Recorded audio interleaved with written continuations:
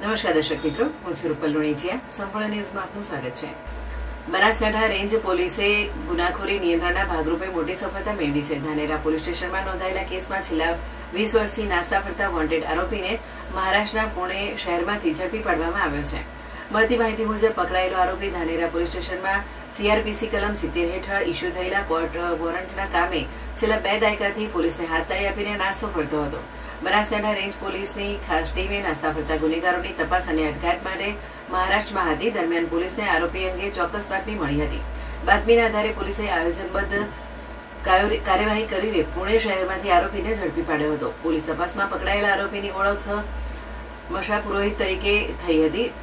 તેણે મૂળ રાજસ્થાનનો વતની હોવાનું સામે આવ્યું છે. છેલ્લા 20 વર્ષથી પોલીસની બચવા માટે તેણે મહારાષ્ટ્રના નામ અને ઓળખ બદલીને વસવાટ કર્યો હોવાની માહિતી મળી છે. ચોક્કસ બાતમીના આધારે બનાસકાંઠા રેન્જ પોલીસે પુણેથી આરોપીને ઝડપી તેની સામે આગળની કાયદેસરની કાર્યવાહી હાથ ધરી છે.